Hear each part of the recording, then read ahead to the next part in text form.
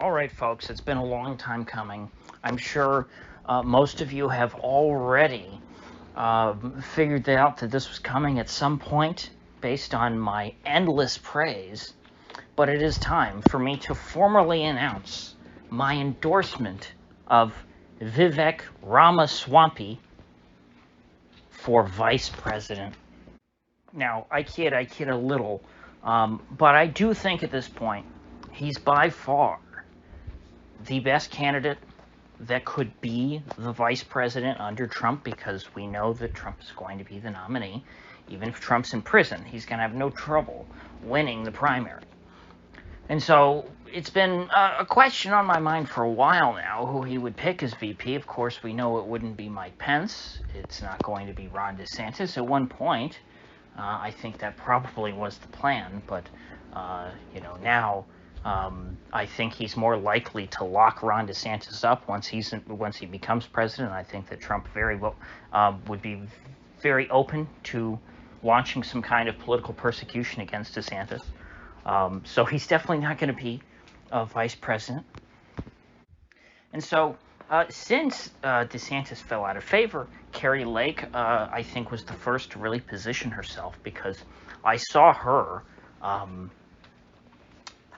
very early on, long before DeSantis was ever running for president, start attacking DeSantis, like in January, which I found strange because DeSantis had campaigned for her, in Arizona in 2022, and they, at the time in the 2022 election, they seemed like, they seemed pretty simpatico. In fact, she seemed like the DeSantis of the West.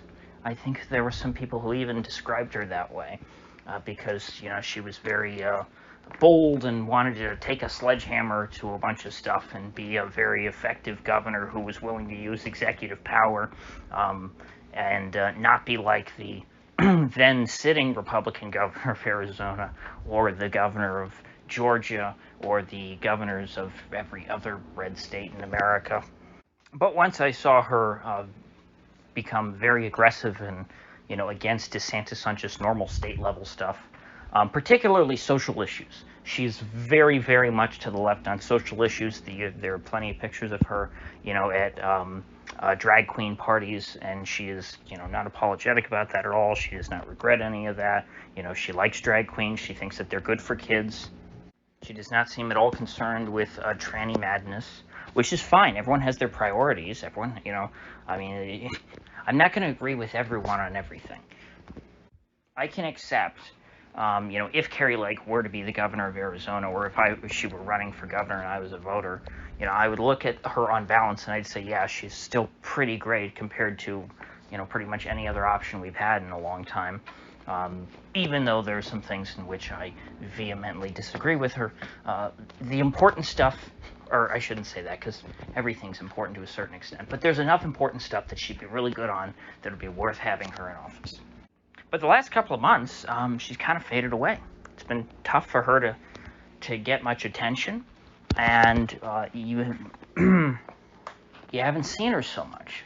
And so she's kind of falling out of the limelight, and I think if you want to stay on Trump's radar, you got to get his attention somehow. You got to be present, and he's got to see you. Because what is it that we always hear that Trump would spend most of his time doing? It would be like he cared about what the New York Times said, what the Washington Post said, and he cared about what the cable news said. He watched cable news nonstop. And so, if you're not present in those media, he's just going to forget about you. And I think that's what's happening to Kari Lake. Now, Kari Lake's not been the only woman who's been vying for a vice presidential spot. In fact, Marjorie Taylor Greene, I think, has been positioning herself pretty well to be Trump's VP. She very much has that same, she has a lot of the same sort of attitude and shortcomings, but she also has a lot of the same strengths as Trump. And so I think personally those two probably get along pretty well. they seem, in the public interactions I've seen between them, they seem to have, a decent friendship. So, as a vice president, though, Marjorie Taylor Greene, I think, would be, and I haven't gotten to everyone yet, who I think is angling behind the scenes to be vice president. Marjorie Taylor Greene, I think, is probably the worst pick that Trump could make. Because, one, there is no one that Marjorie Taylor Greene appeals to that Trump himself does not already appeal to. It's the same group of people. Like, exactly. I think that's probably why Marjorie Taylor Greene was so popular, because she decided to run for Congress after Trump was elected, and all the people, who loved Trump, loved her instantly, because they're very similar personalities. But I think that the shortcomings I spoke to earlier would contribute to her unpredictability, because I do not, when I've seen Marjorie Taylor Greene talk, I just don't feel like she's a very well-informed person. I don't think that she has a very deep grasp on the issues. I think she has great instincts, and I think that she cares. That makes her, that would make her automatically one of the best people in Congress, even if she is dumb as a box of rocks. If she has good intentions and she has good instincts, because you can have good intentions and bad instincts, and be a disaster. But good intentions and good instincts, a good nose for smelling BS, that can take you pretty far. But in the cloistered bubble of the White House, you get her and Trump, I think, together. Well, it would work out much better than Trump and Pence, because, Pence was an outright just negative element. I think that the two of them could be manipulated by people inside the White House. I would prefer that Trump had someone who was, both strong-willed and well-informed as his vice president, who could push him, who could, act as a counterbalance to Trump's inevitably terrible advisors that he will appoint to be around him, because that's what Trump did the first time when he was president. He picked the worst people in the world to staff the White House. He basically went and said, let me find every bad person who should not have a job, who should not be welcome in polite society, who probably should be locked up in Gitmo, and let me give them a job. So he had Reince Pubis, he had H.R. McMaster, he had the conga line of Pentagon secretaries, first Rex Tillerson, then he had, Mad Dog Mattis, who, it's illegal for a reason for generals to become the Secretary of Defense, but they decided to suspend that law for a few years so that Mad Dog could take over. He appointed Bill Barr to be the Attorney General, George H.W. Bush's Attorney General. Bill Barr, the son of the man who gave Jeffrey Epstein his first job. Bill Barr, the son of a man who ran a school but wrote a erotic novel about a teacher and a student. Bill Barr, who helped cover up Iran-Contra. Bill Barr, who helped hack the 2020 election. I think that's something we're allowed to say on YouTube. If you say hack the election, I think YouTube likes that because they associate that phraseology, with the left. So I could be saying, ooh, Trump, bad guy, he stole, or can't use the S word. But you get the point. So if I know that Trump is going to hire terrible people, and people can come to me and say, oh, it'll be different this time. It's like, okay. Well, Trump went through quite a few people when in the White House in his first 4 years. They kept getting worse. His initial picks were much better than the later ones, like General Flynn, who, not the brightest bulb, but someone whose heart is in the right place, who has good instincts, much like Marjorie Taylor Greene. But what happened? He got rolled. The FBI set him up, and he walked right into their trap because it didn't occur to him just how devious and evil these people are. Trump tried to appoint Andy Puzder. I've never forgotten this. I'll never forgive it. To be a labor secretary. I love Andy Puzder. He was the CEO of Hardee's.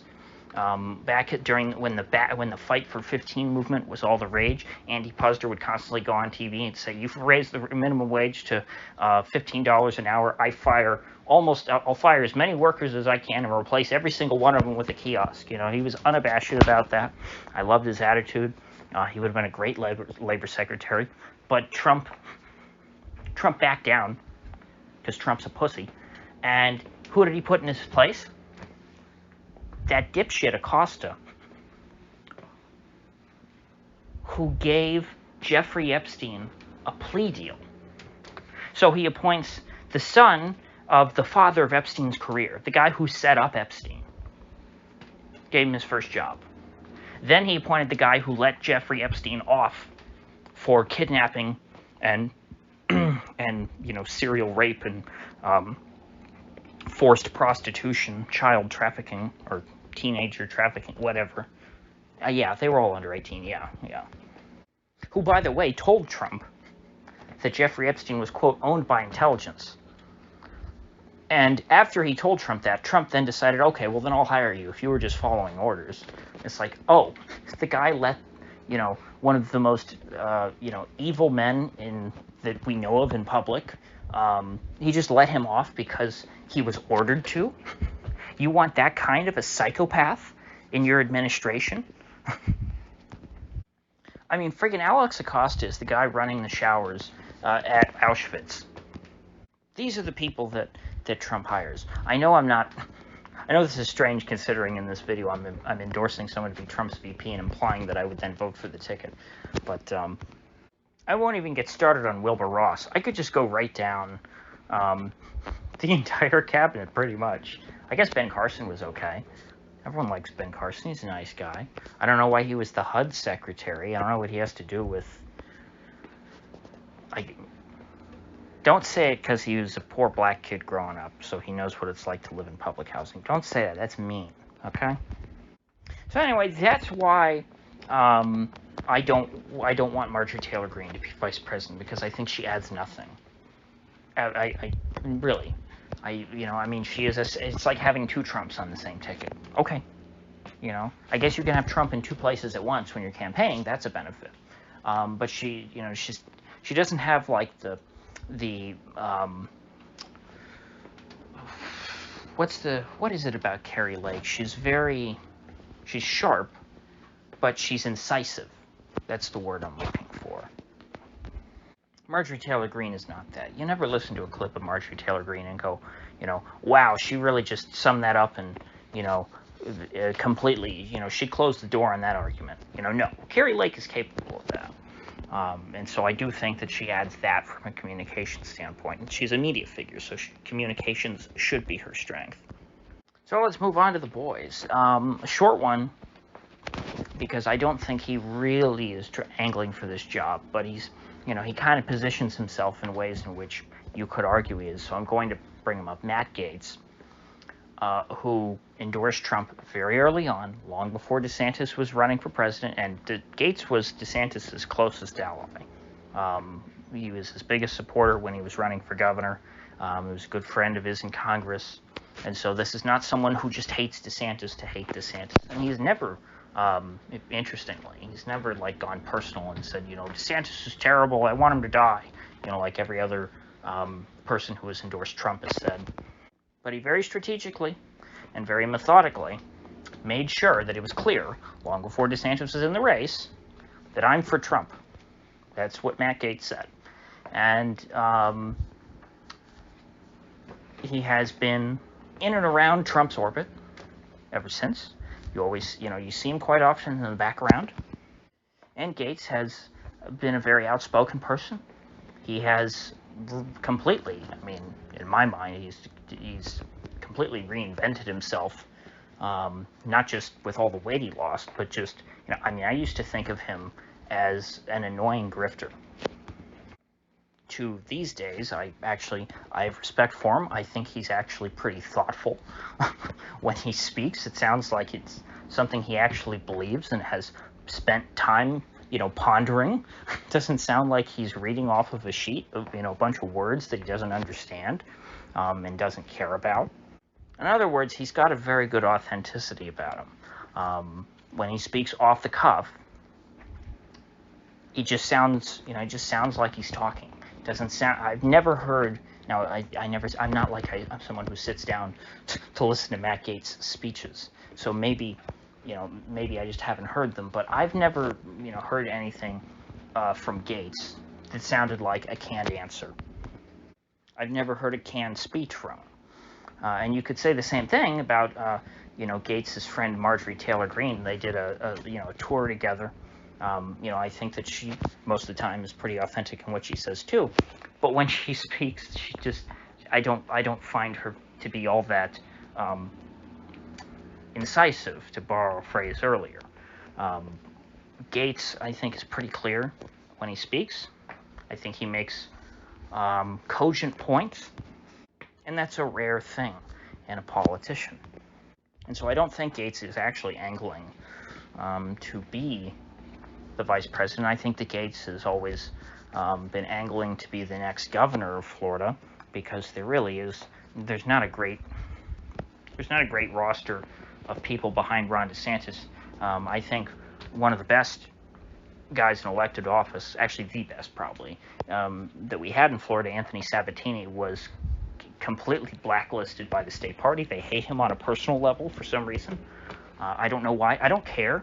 This is what I hate about these petty, political things. Because Anthony Sabatini does not get along with the state party leadership, he's just been completely removed from politics. And, he was pretty much our best guy. They wrote him out. Nope, they got him out of Tallahassee, and then he had to run, because they got rid of his district, I think, and so he had to run for the House, and they got Trump, of course, to endorse a rhino against Anthony Sabatini, because that's what Trump does, because Trump is terrible with his endorsements. If you see someone is Trump endorsed, you really need to look at him sideways.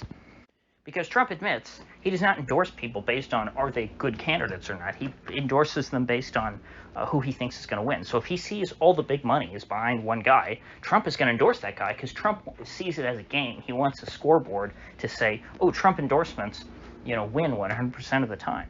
He's not going to endorse someone to try and help them. It's the opposite. If he sees that someone needs his help, he's going to endorse the other guy. Trump happily stabs his own supporters in the back and doesn't think twice about it. We're almost 20 minutes in, and I haven't even talked about Vivek yet. So you know what? I'll talk about him specifically tomorrow. Today we'll just be making it about the other candidates.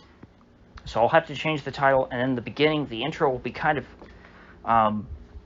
that will be a bit confusing, probably, for some people, because I'll be talking about endorsing Ramaswamy, and the title will be nothing about him, and I will be talking about everyone else for the rest of the video.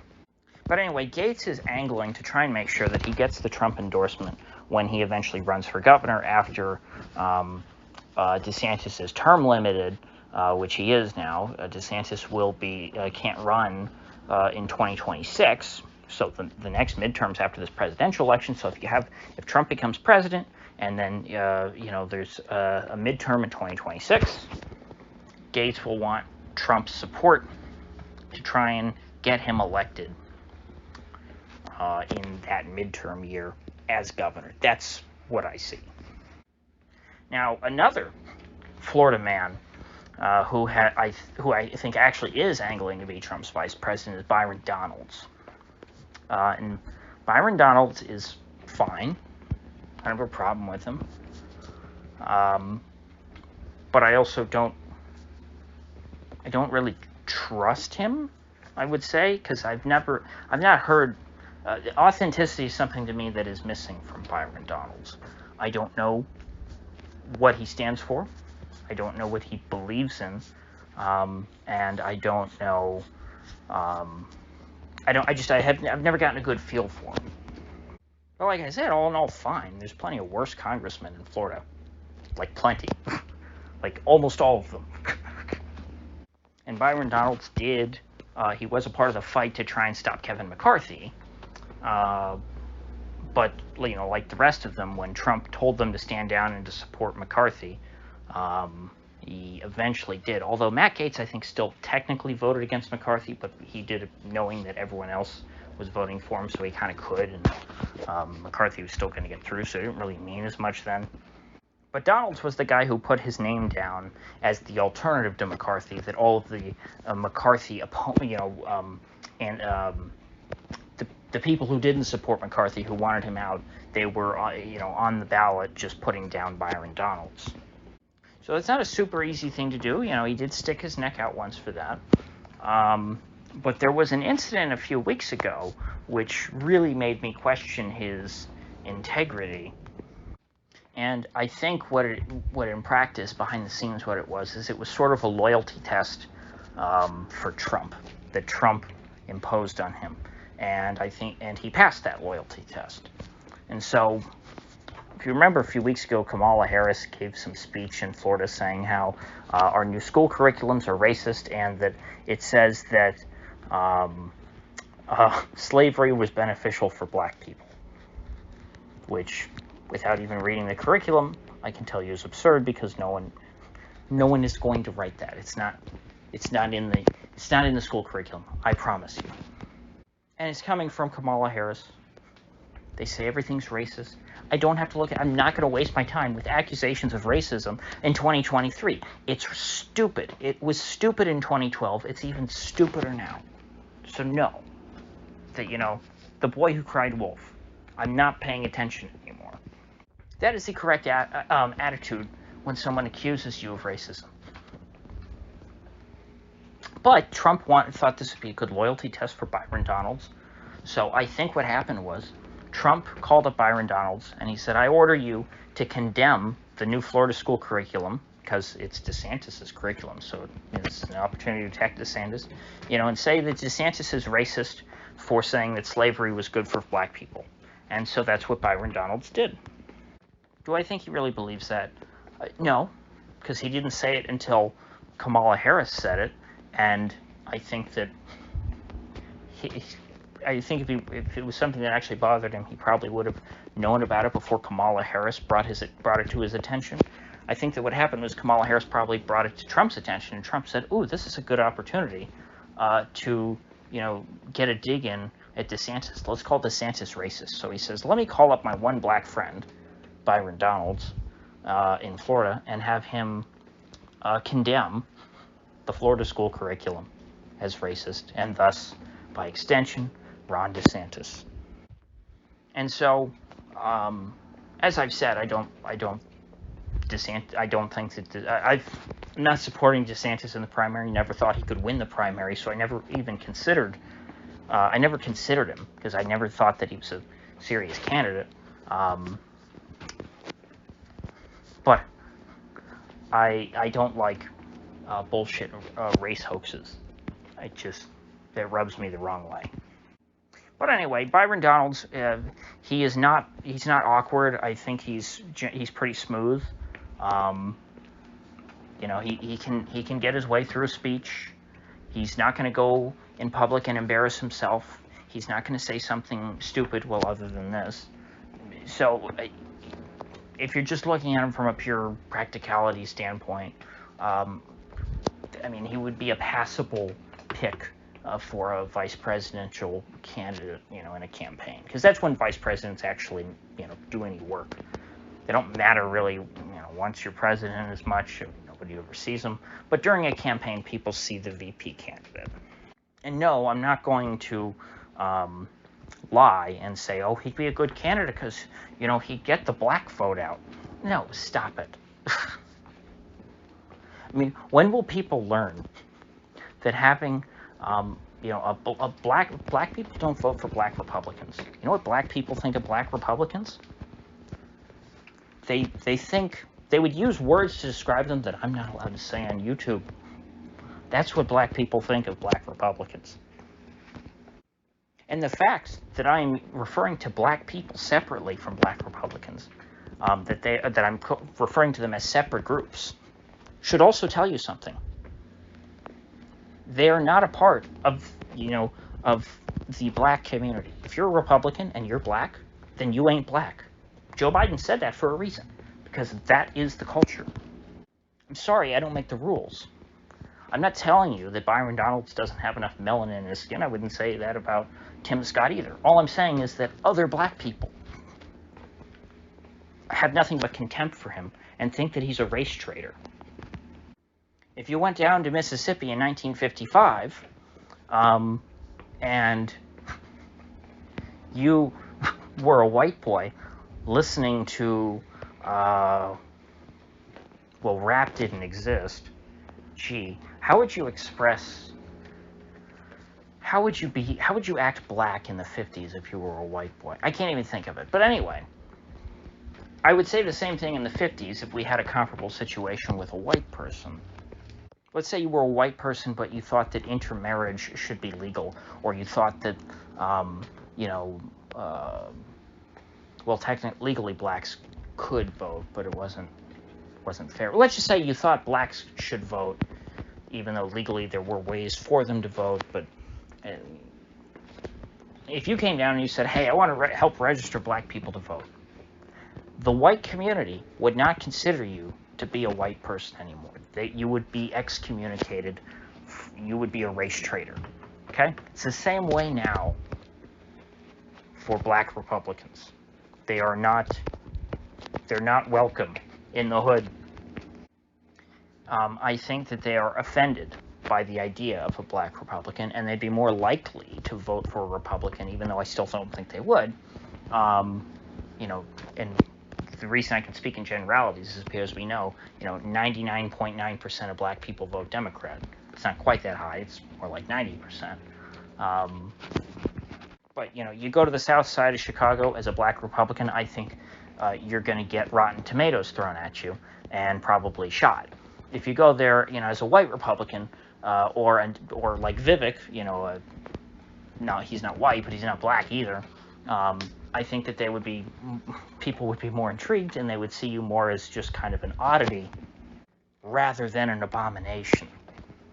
That's just my read on American politics, okay? It's, Republicans have been chasing the white whale of the black vote for much longer than I've been alive. They lost it in the 60s, and it's not going to come back that easily. It's not as simple as, oh, we'll nominate a black man. Okay, you think if Herman Cain had been the nominee in 2012, that all of a sudden black people would have voted Republican? I don't buy it. I've never seen it happen. I guess you could argue Tim Scott, maybe. I think Tim Scott gets some black votes in South Carolina. But then again, it's a pretty small state, small sample size. Maybe it's an outlier. But I'd like to go to Byron Donalds' district and look at the black neighborhoods and see, do they vote for Byron Donalds, or do they vote for, the white Jewish woman who, challenges him but has a D next to her name? I'm just saying, I don't think they're voting for Byron Donalds. I could be completely off base, okay? I could be totally wrong. I didn't fact check any of this. But anyway, the school thing, to me, Byron Donalds was a wild card before because I didn't really have a read on him. Now he did the schools are racist thing, and it's like, I don't need the SPLC to be vice president. So that's why out of all these folks, I think Vivek is the strongest choice, and I will outline that tomorrow.